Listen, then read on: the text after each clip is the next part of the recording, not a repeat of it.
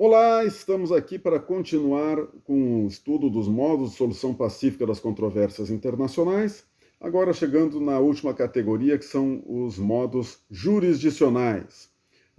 Dentro dos modos jurisdicionais, nós podemos ter o modo jurisdicional judicial, ou seja, o modo judicial, que é uma espécie de modo jurisdicional, ou o modo jurisdicional não judiciário. O modo jurisdicional não judiciário é, na verdade, o meio mais antigo de solução jurisdicional, que é a arbitragem. Durante muitos séculos, a única jurisdição conhecida pelos estados era a arbitragem, porque não havia organizações internacionais que só foram surgir no século XIX. Consequentemente, não havia uma estrutura judiciária permanente. Então, o que havia era a nomeação de um árbitro ou de um tribunal arbitral, que são instâncias jurisdicionais ad hoc, ou seja, constituídas apenas para atuar em determinado caso. E emitida a sua sentença, o seu laudo arbitral, acaba encerrando-se a função jurisdicional daquele árbitro ou daquele conjunto de árbitros que compunha o tribunal arbitral. O árbitro, portanto, não exerce essa atividade constantemente. Ele é escolhido ad hoc, ele é escolhido apenas para uma determinada função e, portanto, a sua função jurisdicional é transitória. A arbitragem, apesar dessa transitoriedade, apesar dessa ausência de uma instituição em meio à qual ela seja praticada, ela é um meio de solução de controvérsia, onde é emitida uma solução obrigatória, ou seja, a sentença arbitral é de cumprimento obrigatório pelas partes, ao contrário do parecer do mediador, como nós vimos em outro vídeo.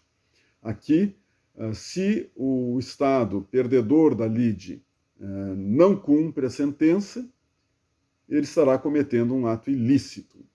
É bem verdade que o árbitro não tem meios de impor a solução. O árbitro emite a sua sentença, o seu laudo arbitral, e conta com a boa-fé das partes para seu cumprimento.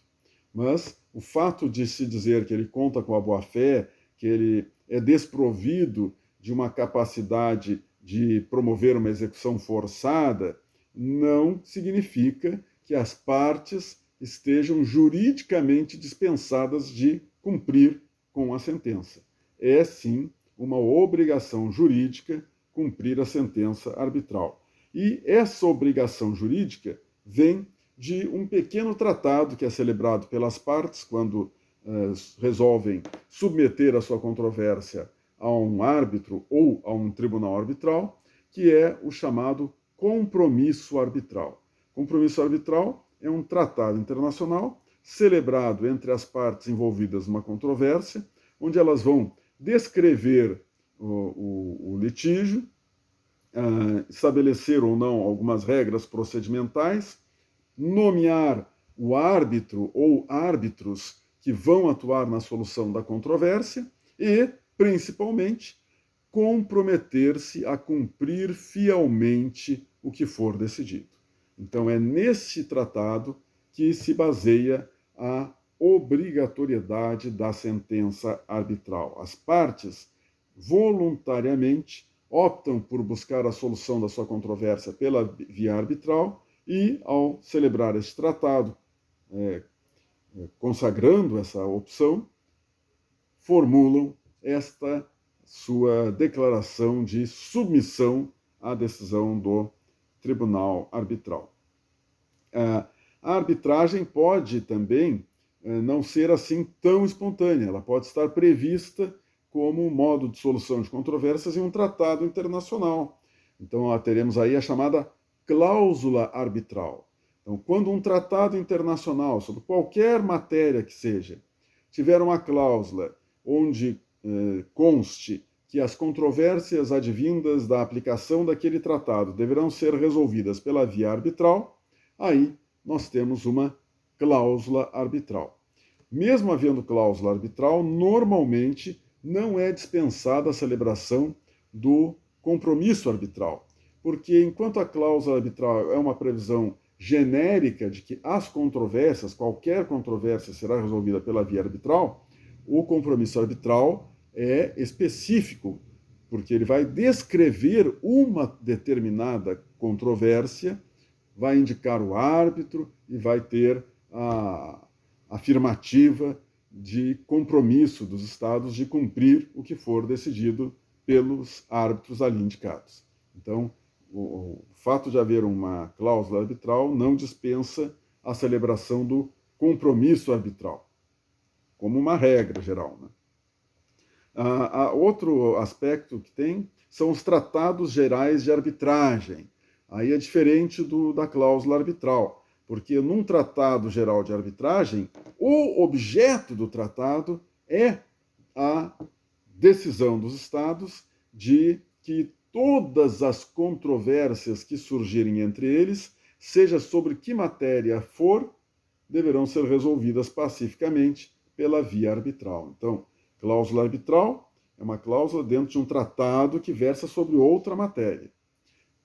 Tratado Geral de Arbitragem é um tratado cujo objetivo do próprio tratado é fixar a via arbitral como modo de solução das controvérsias que venham a surgir entre aqueles estados. E existe ainda, no tocante à arbitragem, a chamada Corte Permanente de Arbitragem, que na verdade não chega a ser uma corte, porque ela é uma instituição que tem a sua secretaria em Haia, na Holanda, e onde há uma lista permanente de pessoas qualificadas para atuar como árbitros. São mais ou menos 200 nomes que estão ali nessa lista. Cada estado indica os árbitros para compor essa lista, e cada estado pode indicar no máximo 4 pessoas como árbitros a integrar a Corte Permanente da Arbitragem. Então, essas observações sobre a arbitragem. Existe ainda, então, a solução jurisdicional judiciária. A arbitragem é a solução jurisdicional não judiciária. A solução judiciária é aquela que se baseia em jurisdições permanentes, profissionalizadas, onde, então, nós temos uma instituição em que é composta essa instituição por juízes, e além dos juízes, ela tem toda uma estrutura de funcionários, de prédio, para ficar permanentemente à disposição das partes litigantes. Então, alguém que seja juiz em um destes tribunais, dessas cortes internacionais, não exerce outras funções enquanto está como juiz. Então, esta é uma diferença entre o juiz e o árbitro. O árbitro tem a sua vida profissional e, eventualmente, vai arbitrar uma determinada questão que lhe seja submetida. O juiz de uma corte, não. Ele exerce, enquanto estiver no seu mandato como juiz da corte, apenas aquela função judicante. Temos cortes universais, como a Corte Internacional de Justiça, cortes regionais, como o Tribunal da União Europeia, cortes especializadas, como o Tribunal Internacional sobre o Direito do Mar, ou Tribunal Penal Internacional. Enfim, temos diferentes tipos de tribunais, de cortes internacionais. A solução judiciária já possui diversas instituições que as tornam realidade. Há situações semelhantes, mesmo vinculadas a certas organizações internacionais, que não chegam a ser uma corte. Por exemplo, a OMC, nós já vimos que ela tem um mecanismo de solução de controvérsias, mas não é uma corte. São painéis, tem um órgão de solução de controvérsias, que é um órgão político, porque é composto pelos mesmos integrantes que compõem o conselho da OMC, e tem os painéis de árbitros, os painéis de especialistas. Não é uma corte de justiça. Temos o Mercosul também. Nós temos os tribunais ad hoc e temos o Tribunal Permanente de Revisão, que tampouco é um tribunal e muito menos permanente. São árbitros que apenas durante um certo período é sempre o mesmo grupo de árbitros que compõe o Tribunal Permanente de Revisão do Mercosul. Mas eles não são juízes de uma corte de justiça, eles não ficam permanentemente à disposição das partes sem exercer outras funções. Cada um segue com a sua vida profissional e também faz as reuniões para julgar os casos que sejam submetidos ao Mercosul. Então, são situações intermediárias, mas que mantêm a natureza arbitral e não judiciária. A Corte Internacional de Justiça é o grande exemplo de corte de justiça, de solução judiciária e o mais abrangente, porque é vinculada à ONU e pode admitir qualquer Estado do mundo litigando sobre os seus, perante seus quadros, no seu tribunal. E agora, um aspecto que deve chamar a atenção é que, mesmo com todo o prestígio, com todo o conhecimento que acaba sendo gerado, a expectativa produzida a respeito da Corte Internacional de Justiça, ela não é uma corte de jurisdição obrigatória. Ela é uma corte de jurisdição facultativa.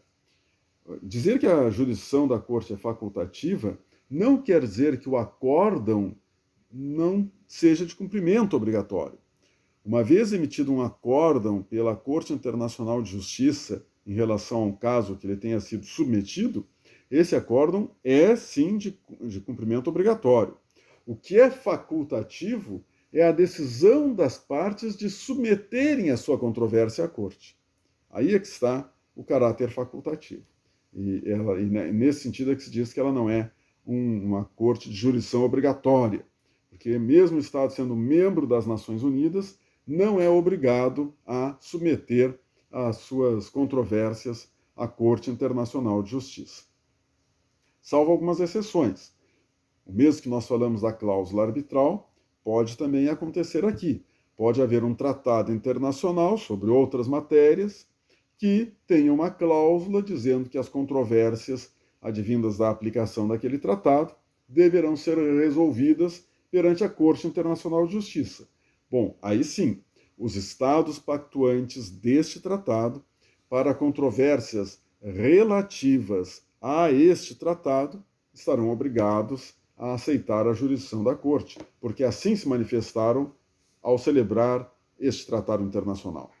Também, dentro do Estatuto da Corte Internacional de Justiça, há uma cláusula chamada cláusula facultativa de jurisdição obrigatória.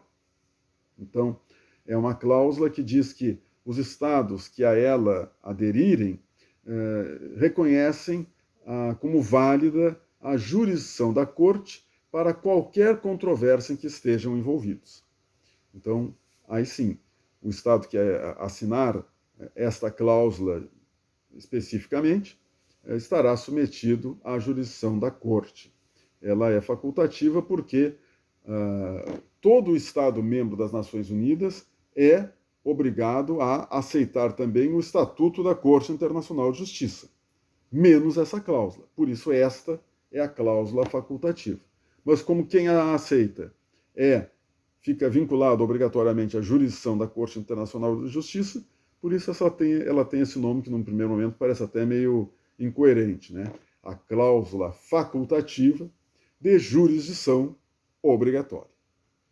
Então, essas as opções de solução pacífica de controvérsias internacionais por meios jurisdicionais. Até um próximo encontro.